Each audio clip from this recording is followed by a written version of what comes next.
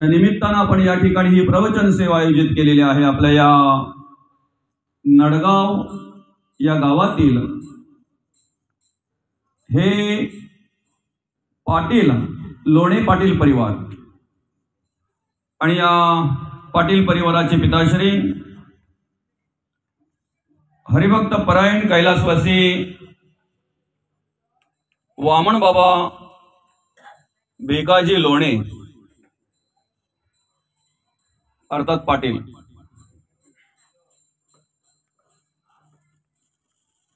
बाबांना शुक्रवार दिनांक 12 सप्टेंबर 2025 रोजी देवाज्ञा झाली। त्यांचं वृद्धापकाळाने निधन झालं आणि आजच्या दशक्रिया विधी दशक्रियांच्या निमित्तानं या ठिकाणी आपण ही प्रवचन सेवा आयोजित केलेली आहे। बाबा गेल्यापासून आज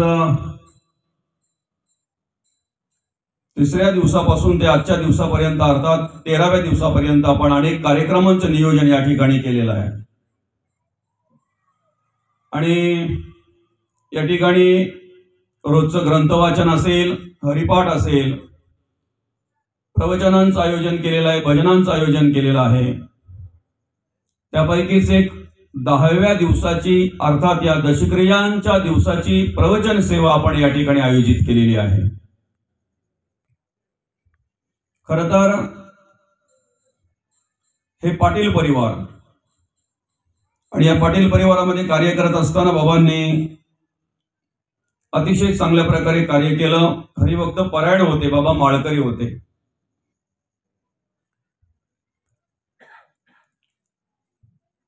वामन बाबा आणि ही 5 जण भावंड ना, शंकर बाबा असतील, वामन बाबा असतील, कैलासवासी गुलाबात्या असतील, शेवंतात्या असतील आणि सुनीतात्या। फेब्रुवारी 2025 मध्ये अर्थात ह्याच वर्षी फेब्रुवारी महिन्यामध्ये आपल्या वामन बाबांचे भाऊ अर्थात आमचे शंकर बाबा त्यांचं देहावसन झालं, त्यांचं वृद्धापकाळाने निधन झालं। 1-2 वर्षापूर्वी या भावंडांपैकी आमची गुलाबात्या या भावंडांना सोडून गेली। त्याचप्रमाणे बाबांच्या पाश्चात आमचे अशोक दादा असतील, जगदीश दादा असतील, रामकृष्ण दादा असतील, शिवाजी दादा असतील, मीनाताई असतील, त्याचप्रमाणे कैलासवासी नंदाताईंची मुलं असतील आणि बाबांचे पुतळे अर्थात राजाराम दादा असतील, पंडित महाराज असतील, तानाजी दादा, जयवंत दादा आणि हा संपूर्ण लोणे पाटील परिवार। राजकीय क्षेत्रामध्ये जर पाहायला गेलं तर ज्यांच्या दशक्रियांच्या निमित्तानं आपण या ठिकाणी ही प्रवचन सेवा आयोजित केलेली आहे, वामन बाबा त्यांचे वडील भिकाजी म्हणजे भिकाजी बाबापासून पाटील परंपरा आहे बरं का। भिकाजी बाबांनी या गावाचं नेतृत्व केलं। पाटील म्हणून या ठिकाणी कार्य करत असताना अतिशय चांगल्या प्रकारे न्याय देण्याचं काम केलं। त्यानंतर हरिभक्त परायण कैलासवासी वामन बाबा पाटील म्हणूनच प्रख्यात होते आणि पाटील म्हणूनच त्यांना आपल्या परिसरातील लोक ओळखायची। आणि बाबांच्या नंतर आता जगदीश दादा या ठिकाणी या गावाचं पाटील म्हणून नेतृत्व करतायत, पोलीस पाटील म्हणून त्या ठिकाणी ते कार्यरत आहेत। राजकीय क्षेत्रामध्ये अतिशय चांगल्या प्रकारे या पाटील परिवाराचं कार्य आपल्याला पाहायला मिळत आहे। त्याचप्रमाणे सामाजिक क्षेत्रामध्ये सुद्धा या पाटील परिवाराचं कार्य आम्हाला पाहायला मिळतं। आता आपल्या केवळ कल्याण तालुक्यातच नव्हे तर ठाणे जिल्ह्यामध्ये अनेक सोयरे संबंध असलेला हा पाटील परिवार आणि अधिक करून महाराज ज्या ज्या ठिकाणी कार्यक्रम असतात आपले त्या त्या ठिकाणी बऱ्यापैकी तुमची मंडळी पाहायला मिळते. म्हणजे समाजामध्ये येणं जाणं ज्याला म्हणतात किंवा ज्याला सोयरे संबंध सांभाळणं म्हणतात किंवा कार्यक्रम अटेंड करणं, असं बऱ्याचशा ठिकाणी आपल्याला अशोक दादा असतील, जगदीश दादा असतील, रामकृष्ण दादा असतील, शिवाजी दादा असतील, आदी करून ही सगळीच मंडळी आपल्याला पाहायला मिळते. राजकीय क्षेत्र, सामाजिक क्षेत्र आणि आध्यात्मिक क्षेत्राविषयी जर बोलायचं झालं तर या पाटील परिवारामध्ये अगदी वडिलोपार्जित आध्यात्मिक वारसा लाभलेला आहे. वडिलोपार्जित आध्यात्मिक वारसा लाभलेला आहे. तिकडे आमच्या शंकर बाबांचा जर विचार केला तर आजही जिथे जिथे हरिनाम सोहळा असतो तिथे वीणा बघितला की शंकर बाबांची आठवण येते. बरं का, वीणा बघितला की शंकर बाबांची आठवण येते. त्याचप्रमाणे हरिभक्त परायण आमचे वामन बाबा अतिशय चांगल्या प्रकारे आध्यात्मिक क्षेत्रामध्ये कार्य केलं. त्यांनी आध्यात्मिक क्षेत्रामध्ये कार्य करत असताना खऱ्या अर्थानं अनेकांनी त्यांची प्रेरणा घ्यावी, त्यांचा आदर्श घ्यावा, अशा प्रकारे नम्रताही, बरं का, आणि ते कार्य आपल्याला त्या ठिकाणी पाहायला मिळालं. पोलीस पाटील म्हणून या ठिकाणी कार्य करत असताना सर्वांना न्याय देण्याचं काम त्यांनी केलं. जी काही सेवा करता येईल त्या पद्धतीने सेवा करण्याचं काम त्यांनी केलं बाबांनी. आणि आपल्या मुलाबालांवर चांगल्या प्रकारे संस्कार केले. या पाटील परिवारातील सर्वांनाच मार्गदर्शन करण्याचं काम बाबांनी केलं. आणि वयाच्या साधारणतः 93व्या वर्षी बाबांनी तुमचा आमचा निरोप घेतला. अर्थात वृद्धापकाळाने बाबांचं निधन झालं. माणसाने माणसाच्या आयुष्यामध्ये कशा प्रकारे वागावं, जगावं याचं एक आदर्शयुक्त उदाहरण म्हणजे स्वतः आपण आपला संसार करत असताना, आपल्या जीवनाचा आनंद घेत असताना आपण काहीतरी समाजाचे देणे लागतो, आपण काहीतरी कुटुंबाचे देणे लागतो. आणि हे स्मरण ठेवून ज्याचं आचरण असतंय, जो वागतो, जगतो, देहाने जरी गेला तरी तो कीर्तिरूपाने, कर्माने, गुणांनी, विचारांनी मात्र निश्चित राहत असतो. आणि अशा प्रकारे वृद्धापकाळाने बाबांनी तुमचा आमचा निरोप घेतला. 93व्या वर्षी बाबांचं निधन झालं. विशेष म्हणजे शेवटच्या श्वासापर्यंत त्यांनी भगवंताचं नामचिंतन केलं, नामस्मरण केलं. आणि माळकरी असतानाच शेवटचा श्वास घेतला. म्हणून त्यांच्या पुढे आपण हरिभक्त परायण लावलेला आहे. बरं का, बाकीच्या पदव्या, बाकीच्या डिग्र्या, बाकीच्या उपाध्या आमच्या बऱ्याच असतात. आमच्या आयुष्यामध्ये बऱ्याच उपाध्या असतात, पण सगळ्या उपाध्या मर्यादित आहेत, कारण आम्हीच मर्यादित आहोत. समजतंय ना? सगळ्या उपाध्या मर्यादित आहेत कारण आम्हीच मर्यादित आहोत. मर्यादित आहोत आम्हीच. हरिभक्त परायण ही अशी एक उपाधी आहे, बरं का. जरी देह गेला ना तरी कर्माच्या रूपाने, विचारांच्या रूपाने आणि गुणांच्या रूपाने ती सतत सतत असते. आणि म्हणून मग या ठिकाणी कार्य करत असताना आमचं जे आद्य कर्तव्य आहे, आम्हाला नरदेहच त्यासाठी भगवंताने दिलेलं आहे, भगवंताचं नामचिंतन करावं म्हणून. बरं का, आम्हाला मनुष्य देहच भगवंताने त्यासाठी दिलेला आहे. देवाचं नामस्मरण करावं, परमार्थ करावं, भक्ती करावी, देवाचं, देशासाठी, धर्माचं कार्य करावं म्हणून हा नरदेह भगवंताने आम्हाला दिलेला आहे. 83,99,999 योनींचा जर आम्ही विचार केला, प्राणी पक्षी सगळेच कार्य करतायत, पण देवाचं कार्य करणारं, धर्माचं कार्य करणारं आणि स्वतःचं हित करणारं त्याच्यामध्ये कोण आहे जरा बघा. त्याचा विचार आम्ही करायला पाहिजे. ज्याला हित कळतंय 83,99,999 योनीतून मुक्त होण्याचा मार्ग जर असेल तर हा नरदेह, हा मनुष्य देह. आणि म्हणून मग या नरदेहामध्ये आल्यानंतर आम्ही ते ज्ञान, ते मार्गदर्शन आम्हाला प्राप्त झालं पाहिजे. माणूस या ठिकाणी जगत वागत असताना प्रत्येक जण अपेक्षा करतोय सुखाची. ज्याची अपेक्षा आहे ते प्राप्त होत नाही, बरं का.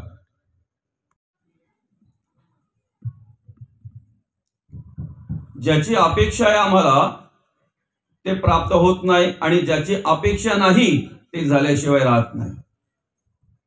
आम्ही जेव्हा जेव्हा देवाच्या पुढे हात जोडून उभे राहतो ना, तेव्हा तेव्हा फक्त देवाला प्रार्थना करतो, आम्हाला सुख दे. ज्या लहान मुलाला काही कळतही नाही ना, अशा लहान मुलाला जेव्हा त्याची आजी मंदिरात घेऊन जाते ना, तेव्हा सुद्धा त्या मुलाला सांगते, बाळा हात जोड. आणि बाळाने हात जोडले की आजी सांगते देवाला, सुख दे बाळाला. त्याला सुख काय म्हणतात, कशाला म्हणतात हेही कळत नाही. सुख दे, बरं का. आणि म्हणून सुखाची अपेक्षा आहे, सुख मिळत नाही. दुःखाची अपेक्षा नाही, दुःख प्राप्त झाल्याशिवाय राहत नाही. माणसाचं जगणं वागणं बघा कसं असावं. सुखाची व्याख्या अतिशय सोपी सांगितलेली आहे. सुखाची व्याख्या अतिशय सोपी सांगितलेली आहे. तसं आम्हाला आमच्या आयुष्यामध्ये सारं काही मिळालं तरी आमचं मन जर भरत नसेल ना, आमच्या मनामध्ये जर समाधान नसेल तर आम्ही आयुष्यात सुखी होऊ शकत नाही. सगळं काही मिळालं तरी. पण सुखाची व्याख्या सांगत असताना सुख म्हणजे काय, सुख म्हणजे काय. भगवंताच्या कृपेने आम्हाला जे प्राप्त झालेलं आहे ना, त्याच्यात समाधान मानणं, याला सुख म्हणतात. जे देवाच्या कृपेने प्राप्त झालंय ना, त्यात समाधान माना. तुम्ही बसल्या जागेवर सुखी आहात, फक्त ते समाधान मानलं पाहिजे. आम्ही त्याचा विचार आम्ही केला पाहिजे. बाबांच्या विषयी मला आलेला एक अनुभव. ज्या दिवशी बाबांचं देहावसन झालं त्या दिवशी मी एक माझ्या मोबाईलमध्ये फोटो बघितले. कारण शिवाजी दादांच्या घराचं ज्या वेळेला पूजा होती त्यावेळेला मला तरी वाटतंय प्रवचन होतं, बरं का. आणि त्या प्रवचनाच्या वेळी प्रवचन संपल्यानंतर बाबांनी बसवलं, मला घाई होती काहीतरी, बसवलं, हाताला धरून बसवलं. तो एक फोटो मला मिळाला त्या ठिकाणी. त्या फोटोमध्ये, अनेक फोटोमध्ये, मला थोडं दीपक दादांना मी पाठवलेला तो फोटो. हाताला धरून बसवल्यानंतर आता कसं असते माहितीये का, ज्या माणसांनी आपलं आयुष्य परमार्थामध्ये घालवलंय त्यांच्या मनात आम्ही काहीच नाही. म्हणजे आता बाबांचा जर विचार केला तर माझं वय जेवढं आहे ना तेवढा त्यांचा परमार्थ असेल, बरं का. माझं वय जेवढं आहे ना तेवढा त्यांचा परमार्थ असेल. अशी माणसं जेणेकरून ज्या वेळेला तरुण मुलांचं ऐकतात किंवा इतरांचं ऐकतात त्यावेळेला त्यांच्या मनामध्ये पहिला विचार काय येतो माहितीये का, ते आजचं ना कालचं. त्यांना काय समजतंय, खरा परमार्थ केला आम्ही, खरा अनुभव घेतला आम्ही, खरी परमार्थाची प्रचिती जर असेल तर आम्हाला, बरं का. पण त्या ठिकाणी मला आलेला अनुभव असा आहे की प्रवचन झाल्यानंतर बाबांनी माझ्या हाताला धरलं, बसवलं. पहिले बाजूला असलेल्या त्या एका मुलाला सांगितलं आमचा फोटो घे. माझ्या मोबाईलमध्ये त्याला फोटो घ्यायला लावला आणि माझ्या पाठीवर हात ठेवला बाबांनी. फक्त एक प्रेमाचे शब्द बाबा त्यावेळेला बोलले. प्रवचन आतापर्यंत अनेक ऐकली म्हणे, पण सगळ्या विषयांना स्पर्श करणारा प्रवचन एका तासामध्ये, मी माझी मोठेपणा सांगत नाही, हे बाबांनी त्यावेळेला जी दिलेली प्रेरणा आहे ना ती प्रेरणा. आणि म्हणून मग तो फोटो मी तसाच का ठेवला माहितीये का, तर अशी माणसं आम्हाला आमच्या आयुष्यामध्ये खूप कमी मिळतात. मला खरं आहे की खोटं आहे, अशी माणसं आम्हाला प्रेरणा देणारी, स्फूर्ती देणारी. पण मी त्या स्तवनाला भुललो नाही, माझी स्तुती केली म्हणून भुललो असं नाही. मी 2 मिनिटं अजून घेतली, तिथे बसलो आणि बाबांना विचारलं, बाबा तुम्ही माझ्यापेक्षा खूप मोठे आहात, काही जर असेल तर मार्गदर्शन करा. याच्यामध्येही जर काही असेल इकडे तिकडे तर मार्गदर्शन करा. त्यांच्या मुखातला शब्द एकही शब्द नाही. काय निघाला शेवटी, मार्गदर्शन करण्यासारखं किंवा तुमच्या ह्याच्यामध्ये काही चुकी किंवा काही असं एकही शब्द नाही. सांगायचा उद्देश एवढाच आहे. आज जर पाहायला गेलं तर परमार्थामध्ये तरुण वर्ग अधिक करून आम्हाला पाहायला पाहिजे, मिळायला पाहिजे, पाहायला पण मिळत नाही. महाराज खंत आहे की नाही आपल्याला? आम्हालाही असं वाटतं की ज्या वेळेला कीर्तन सुरू असेल ना त्यावेळेला सगळे तरुणच मागे पाहायला मिळायला पाहिजेत. आम्हाला टाळ हातात घेऊन मस्तकी सातकरी म्हणून सगळे तरुण पाहिजेत. कारण आमच्या गावाचं भविष्य कोणावर अवलंबून आहे? तरुणांवरच अवलंबून आहे ना. देशाचं, राज्याचं, राष्ट्राचं पुढे आहे, नंतर पहिले गावाचं. पण दुर्दैव काय माहितीये का? तरुण प्रवचनाला पण धरून आणावे लागतात, तरुण कीर्तनाला पण धरून आणावे लागतात, आणि उरले सुरले कुठे कुठे व्यस्त असतात त्यांचं त्यांनाच माहिती. बरं का? आमच्यासारख्या तरुणांना जी प्रेरणा, जी स्फूर्ती मिळते ना, त्याला कारण ही वरिष्ठ माणसं जी आम्ही पाहतोय ना परमार्थ करणारी, त्यांच्याकडे पाहावं आणि आम्ही चालावं. त्यांच्याकडे पाहावं आणि आम्ही त्याप्रमाणे चालण्याचा प्रयत्न करावा. ती स्फूर्ती, ती प्रेरणा एक वेगळ्या प्रकारची असते, वेगळ्या प्रकारची असते. आज जगद्गुरु तुकोबांनी कार्य केलेली कमीत कमी 400 वर्ष झाली. मौली ज्ञानोबांनी कार्य केलेली 700 वर्ष झाली. ती गाथा, ती ज्ञानेश्वरी आम्हासारख्या तरुणांच्या मांडीवर आज आहे ना, त्याला कारण ही वरिष्ठ माणसं आहेत. परमार्थिक क्षेत्रामध्ये कार्य करणारी, आध्यात्मिक क्षेत्रामध्ये कार्य करणारी जी माणसं आहेत ना, ती माणसं आहेत. बरं का? आणि कुठेतरी त्यांच्याकडून एक प्रेरणा मिळते, कुठेतरी त्यांच्याकडून एक आम्हाला स्फूर्ती मिळते. समोरच्या माणसाच्या चांगल्या गुणांना चांगलं म्हणण्याची चांगली बुद्धी आपल्याला उत्पन्न झाली ना, की आपलं चांगलं करायला वेगळं काही करावं लागत नाही, आपोआप चांगलं होतंय. फक्त चांगल्याला चांगलं म्हणता आलं पाहिजे. आणि ती वृत्ती ह्या माणसांकडे होती, ते विचार या माणसांकडे होते. बरं का? आणि म्हणून या ठिकाणी भगवंत आम्हाला मार्गदर्शन करत असताना म्हणतात, यमहीन व्यथयन्ते पुरकम पुरुषर्षभ समदुःख सुखम धीरम सुमृतत्वाय कल्पते. सुखातही आणि दुःखातही समान राहायचं आहे. गरिबी आली म्हणून लाजू नये आणि श्रीमंती आली म्हणून माजू नये.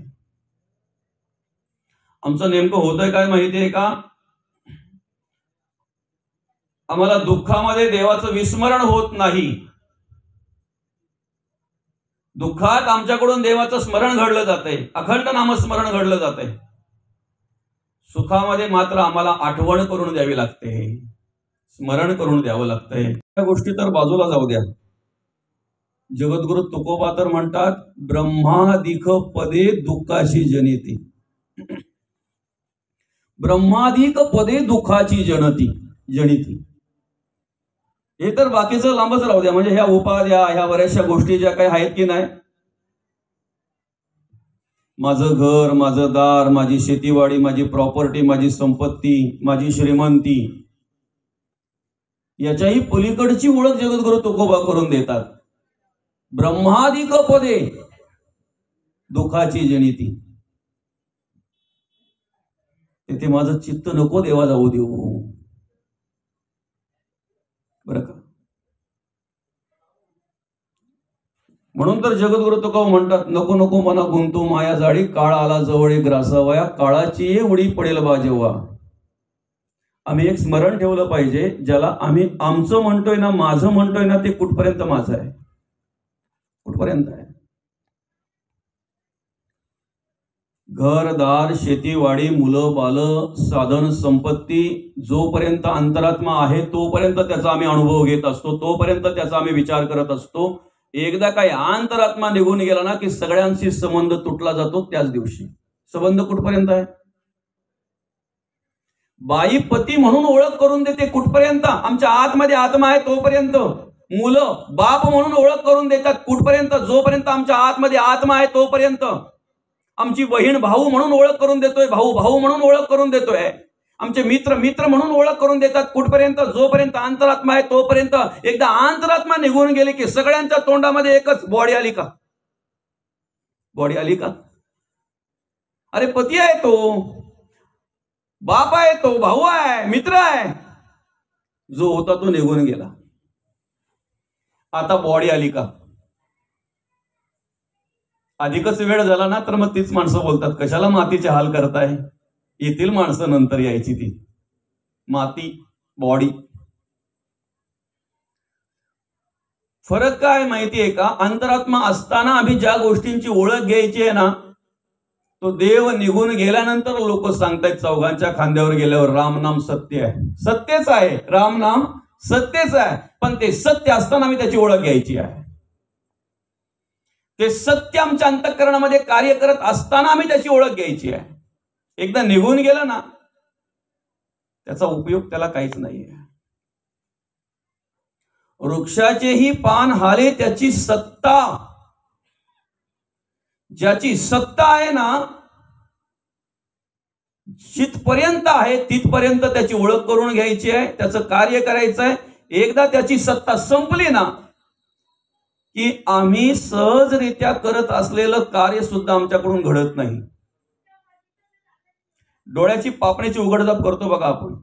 एखादा हात जर हलवायचा असेल तर थोडं सामर्थ्य लागते, थोडं बळ लागते. पाय हलवायचा असेल तर ठरवावं लागतंय पाय उचलायचंय म्हणून.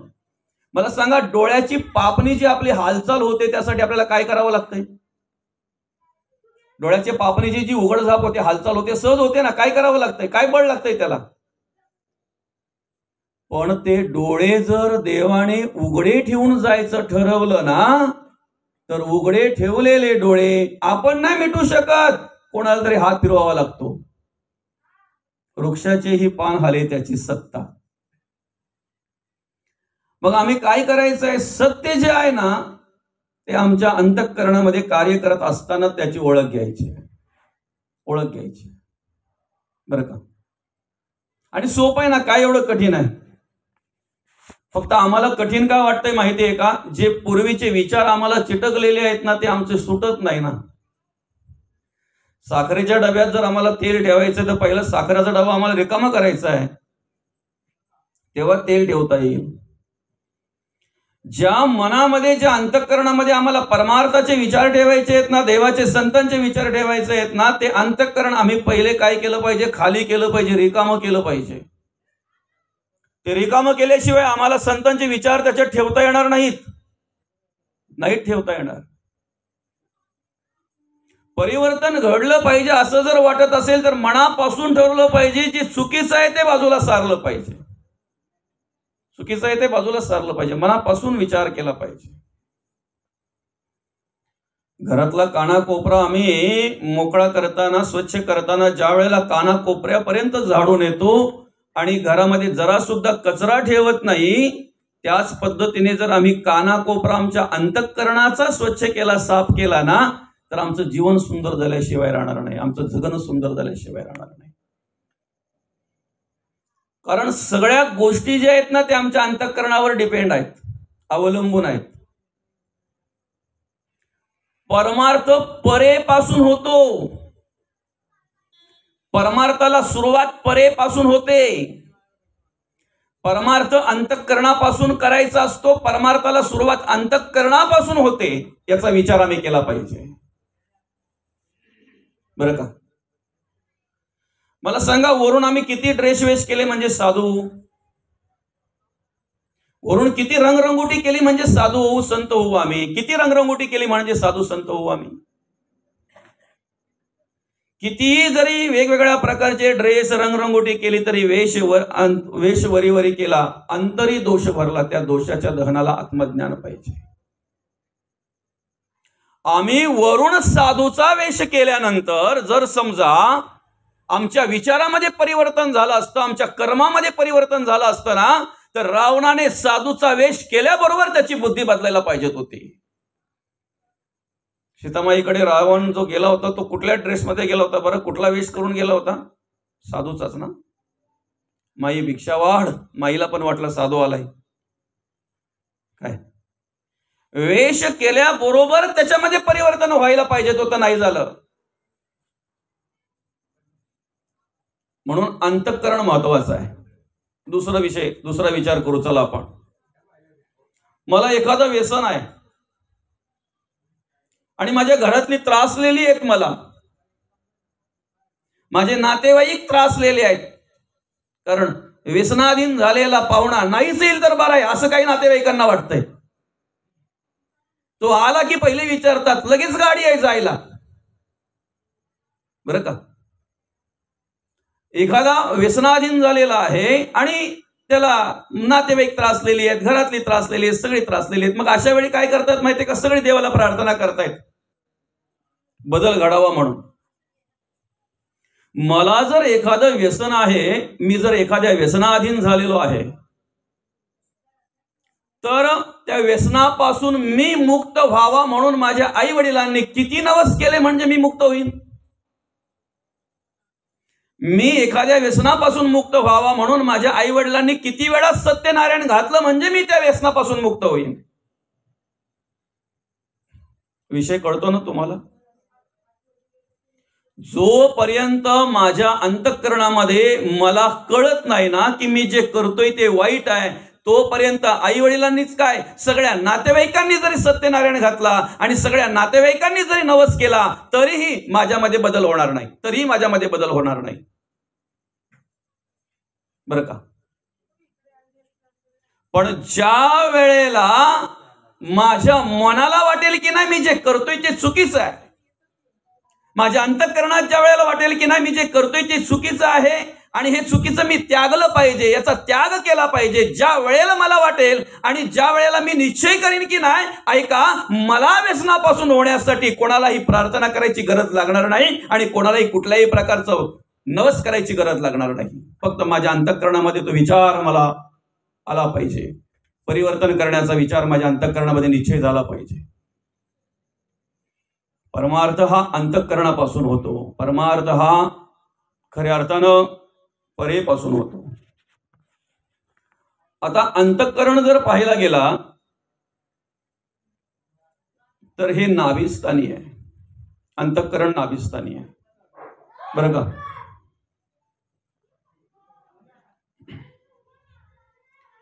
सगळ्या शरीरातला मेन पार्ट जर आमच्या असेल ना कुठला तर त्याला नाभी म्हणतात. मेन पार्ट आहे संपूर्ण शरीरातला मेन पार्ट नाभी, नाल, बेम. आईच्या गर्भामध्ये ज्या वेळेला नवही द्वार बुजली होती ना, त्यावेळेला आम्हाला श्वासाची गरज होती, तो श्वास ऑक्सिजन आम्हाला नाले वाटून पुरवला गेला, बरं का, नाले वाटून पुरवला गेला.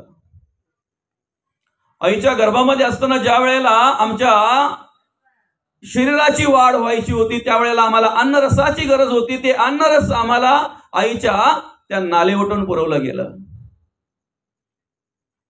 म्हणून नाभी हा पार्ट महत्वाचा आहे आणि नाभिस्थानी अंतःकरण आहे. तुमच्या पोटात जे असतंय ना तेच ओठात येतंय. किचन मध्ये जे शिजतंय ना स्वयंपाकरूम मध्ये तेच ओटीवर येत आहे. आम्ही देहाने बसलोय, मनाने कुठे आहोत ते आमचं शरीर सांगते, आमचं ब्राह्मण सांगतोय हा ब्राह्मण, बरं का. नाही तर कुठेतरी जा माऊली. कमरेपासून खाली शूद्र, सगळी शूद्र कर्म कुठे आहेत? कमरेपासून खाली, कमरेपासून वरती पोटाचा भाग वैश्य, सगळा व्यापार कुठे चालतो? इथेच ना, सगळा व्यापार इथे चालतो. आणि पोटापासून ते छातीपर्यंत हा छातीचा भाग जो आहे तो क्षत्रिय आणि मानेपासून वरती ब्राह्मण. म्हणून किती झाला भ्रष्ट तरी तिन्ही लोकी श्रेष्ठ. ऍक्सिडेंट झाला का पहिले काय शोधतात? पाय, हात, तोंड पाहतात. याच्यावरून त्या तिन्ही वर्णाची ओळख होते. पासपोर्ट फोटो आम्ही पाठीचा काढतो की पायाचा काढतो की गुडघ्याचा काढतो? पासपोर्ट फोटो मध्ये विशेष काय बघितलं जात आहे? तोंड, बरं का. आणि म्हणून ह्या संपूर्ण देहामध्ये नाभी महत्वाची आहे. त्या नाभिस्थानी अंतःकरण महत्वाचं आहे. अंतःकरण म्हणजे आमचं स्वयंपाक रूम आहे, जे शिजतंय तेच ओटीवर येत आहे, तेच आमच्या तोंडावर येत आहे, तेच आमच्या चेहऱ्यावर येत आहे. आमच्या मनामध्ये एखादा विचार आला ना की तो काही काळ आमच्या अंतःकरणामध्ये राहत असतो, काही काळ अंतःकरणामध्ये राहत असतो. एखाद्याने जर आम्हाला सांगितलं ना की अमुक अमुक माणूस तुमच्याबद्दल असा असा बोलत होता, बरं का, तो माणूस भेटेपर्यंत आमच्या मनात तोच विचार असतो, अंतःकरणामध्ये. भेटू दे तर खरी, विचारतोच त्याला. तो मिळेपर्यंत तो विचार कुठे असतो? अंतःकरणामध्ये. तो भेटल्यानंतर, तो मिळाल्यानंतर मग वैखरीमध्ये येतोय, इंद्रियांकडे तो विचार येतोय. इंद्रियांकडे नंतर विचार येतो, तोपर्यंत अंतःकरणामध्ये असतो. परमार्थ आमचा अंतःकरणावर डिपेंड आहे, अवलंबून आहे. भक्ती, नामस्मरण, नामचिंतन, देवाचं स्तवन, ह्या सगळ्या गोष्टी आमच्या अंतःकरणावर अवलंबून आहेत. तुम्ही जे देवाचं स्तवन करता ते अंतःकरणपूर्वक करताय की वरवर करताय, तिथे अवलंबून आहे. बरं, ती जागा एवढी महत्वाची आहे माऊली की परमार्थिक दृष्टिकोनातून पाहायला गेलं तर चारही वाचा ज्या भगवंताने आम्हाला दिलेत ना, त्यातली मुख्य वाचा कोणती आहे? परावाचा. परा, पच्छंती, मध्यमाणी, वैखरी. त्या 3 वाचा वरती आहेत, परावाचा तिथे आहे. ऐकताय ना? महत्वाची जी परावाचा आहे ती अंतःकरणाच्या ठिकाणी आहे, नाभीच्या ठिकाणी आहे. नाभी स्थानी परावाचा, तोची ठाव अंतःकरणाचा, तोची ठाव अंतःकरणाचा. नाभिस्थानी अंतःकरण आहे, नाभिस्थानी परावाचा आहे. कारण मेन तुमच्या वैखरीत काय यायचं आहे ना, ते पहिले परेमध्ये शिस्त आहे, परेमध्ये येत आहे. पहिली वाचा परा आहे, परा नाभिस्थानी, पच्छंती हृदयस्थानी, परा पच्छंती मध्यमा कंठस्थानी, आणि मग उच्चार होता अक्षराला वैखरी बोलीचे. वैखरी नंतर बोलण्याच्या आधी ते सगळं तिथे शिस्त आहे. म्हणून एखादा माणूस आपल्या जवळ येतो, 2-4 महिने मस्त की गोड बोलतो, आपल्याकडून सगळं काढून घेतो ना, ऐन टायमाला जेव्हा तेव्हा बोलतो पक्का आतल्या गाठीचा माणूस ना तो. 4 महिने माझ्याजवळ आला, अगदी जवळ येऊन बोलला, मला समजलं नाही त्याचा विचार काय, तो आता बरोबर फिरला ना, पक्का आतल्या गाठीचा. तुमच्या पायाच्या गाठी, तुमच्या मानेच्या गाठी, तुमच्या पाठीच्या गाठी एक्सरे मध्ये दिसतात, सोनोग्राफी मध्ये दिसतात, सिटी स्कॅन, MRI, अजून काय असेल ते त्याच्यामध्ये दिसतात. मला सांगा आतल्या गाठी कुठल्या स्कॅनिंग मध्ये दिसतात? आतल्या गाठी कुठलीच अशी मशीन नाही की तिथे आतल्या गाठीचा माणूस ओळखता येतो. समजताय ना? त्या सगळ्या तिथे आहेत. परा. दुसरं जे प्राणपंचक आमच्या अंतःकरणामध्ये कार्य करते ना, प्राणपंचक जे कार्य करतंय ना, प्राण, अपान, व्यान, उदान आणि समान, त्या प्रत्येकाला एक जागा दिलेली आहे. मुखी नाशिकी प्राण आहे, गुदी अपान आहे, सर्वांगी व्यान आहे, कंठी उदान आहे, पण जो मुख्य समान वायू आहे ना, तो नाभिस्थानी आहे. बघा, समान वायू नाभिस्थानी आहे. नाभी, अंतःकरण, परावाचा समान वायू. आणि सप्तचक्र जे सांगितलेत की नाही, स्वादिष्ठान, मूलाधार, मणिपूर, अनाहत, विशुद्धी, आज्ञा आणि सहस्रदल, त्यापैकी मणिपूर हे चक्र त्या ठिकाणी आहे. किती महत्वाची जागा आहे, किती महत्वाचा पार्ट आहे आमचा तो. आता आम्हाला काय करायचं आहे? अंतःकरणापासून परमार्थ करायचं आहे, अंतःकरणापासून भगवंताचं नामचिंतन करायचं आहे, अंतःकरणापासून देवाचं स्तवन करायचं आहे. मग त्यासाठी आम्ही जशी आमचं घर स्वच्छ ठेवण्याची काळजी घेतोय की नाही, त्याहून विशेष काळजी आम्ही आमचं अंतःकरण स्वच्छ ठेवण्याची घेतली पाहिजे. आता त्याच्या पुढे आपण जाऊ. चला, पृथ्वी, आप, तेज, वायू आणि आकाश, पंचभूत बाहेरची आहेत, बाहेरची पंचभूत आहेत.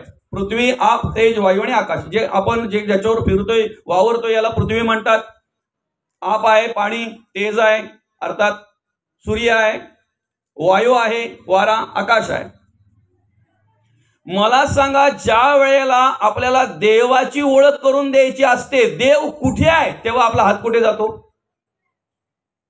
कुठे? बघा, 2 महिलांची भांडण झाली. बघितले कधी महिलांचे भांडण? पूर्वी अख्ख्या गावाच्या महिला एकाच विहिरीवर असायच्या ना मावशी, नाही का? एकच विहीर असायची ना, नाही का? लांबण्याला लांबणं जरी लागला ना, तरी काय व्हायची बरं? भांडणं व्हायची ना. एखादी मावशी माझी, एखादी काकू मावशी, एखादी ताई बिचारी त्या विहिरीच्या बाजूच्या कट्ट्यावरून इकडे तिकडे जाताना जर एखादीच्या कळशीला धक्का लागला आणि भरलेली कळशी जर कलंडली गेली ना, तरी काय व्हायची बरं? भांडण व्हायची ना. त्याच्यानंतर मग काय झालं माहितीये का? नळ आले, पण आळी मिळून एकच स्टँड, एक स्टँड असायचं नाही का, असं त्याला 4-5 नळ. तिथे पण नंबरवरून भांडणं, तिथे पण नंबरवरून भांडणं, बरं का. आता घरोघरी नळ आल्यामुळे भांडणं थांबली गेली, भांडणं काही पाहायला मिळत नाही. तरी सुद्धा महिला दुधाची तहान ताकावर भागवतातच. प्रत्यक्ष भांडत नाही, पण संध्याकाळच्या वेळेला रिमोट हातात भेटला ना की एकावर एक 3-3, 4-4 सिरियल पाहतात. काय असते बरं त्याच्यामध्ये? भांडणच ना. बरं, बोलून पण दाखवते पोरांना. आज तुम्ही शेजाऱ्यांची त्याचा अभ्यास करेल. आज आमचा महत्वाचा पार्ट आहे सासू सुनशी होणार आहे आज. ते तर मेन बघितलं पाहिजे. म्हणजे कुठेतरी आपली दुधाची तहान ताकावर भागवतात महिला. आणि महाराज सत्य आहे बरं. काय बऱ्याचशा ठिकाणी पाहायला मिळतंय. ज्या वेळेला 2 महिलांची भांडण होते ना, त्यावेळेला एखादीचा दारुगोला जर समजा संपला, दारुगोला म्हणजे शिव्यांचा जो काही स्टॉक होता ना तिचा, तो संपला की मग ती बोलते, हो गे कोणाचा करणा कोणाचा खोटा पाहणारा कुठे आहे? वरती आहे. वरती आकाश आहे. वरती काय आहे? आकाश आहे. पण आमचा देव दाखवायचा जागा कुठली? आकाश. तसं तर देव पृथ्वीतही आहे. पृथ्वी म्हणून तोच सांभाळतोय, आप म्हणून तोच सांभाळतोय, तेज म्हणून तोच सांभाळतोय, वायू म्हणून तोच सांभाळतोय, आणि आकाश म्हणून तोच कार्य करतोय. पण दाखवायची जागा कुठली आहे? बरं, बायांचं झालं. पुरुषांची भांडण जर झाली आणि एखादा ऐकतच नाही बोलायला, मग शेवटी बोलतोय तो, अरे किती अति करशील, वरच्याला सहन तर झालं पाहिजे ना. कोणाला सहन झालं पाहिजे ना? म्हणजे त्यांनाही माहिती देव कुठे आहे. बरं, तिथे झालं त्या पंचभूतांमध्ये देव दाखवायचं झालं. आपल्याला शरीरामध्ये, आपल्या देहामध्ये जर देव सांगायचं झालं किंवा देव कुठे सांगायचं झालं, तर आपण कुठे हात लावतो? देव कुठे आहे? देव अंतरामध्ये आहे. देव नाभिस्थानी आहे. देव परावाच्या ज्या ठिकाणी आहे तिथे, देव अंतःकरण ज्या ठिकाणी आहे तिथे, देव समान वायू आहे त्या ठिकाणी आहे, देव मणिपूर चक्र ज्या ठिकाणी आहे त्या ठिकाणी, म्हणजे त्या ठिकाणी आपण अशी खूण दाखवतो देव इथे आहे. खरं तर देव नखापासून केसापर्यंत आहे, पण दाखवायची जागा ती आहे. बरं का. आता साधं उदाहरण आहे. मूर्ती रूपाने देव आमच्या घरी 4 दिवस जर येणार असेल, 5 दिवस जर येणार असेल, तर आम्ही कानाकोपरा साफ करतोय. खरं आहे की खोटं आहे? मग ज्या ठिकाणी देवच विराजमान झालेला आहे, तो अंतःकरण आमचं किती स्वच्छ पाहिजे. देवच ज्या ठिकाणी विराजमान झालेला आहे, तो निर्गुण स्थितीमध्ये आत्मा म्हणून आमची सेवा करतोय, ते अंतःकरण आमचं किती स्वच्छ पाहिजे बरं. ते मन आमचं किती स्वच्छ पाहिजे बरं का. 12व्या अध्यायामध्ये भगवंत ओळख करून देतात. मयेव मन अदत्स्वमय बुद्धी निवेशयः निवेशिष्यसि मय वात रुद्वन संशयः. तुम्ही मला येऊन भेटाल, तुम्हाला रुद्व गती मिळेल, मोक्ष मिळेल, मुक्ती मिळेल.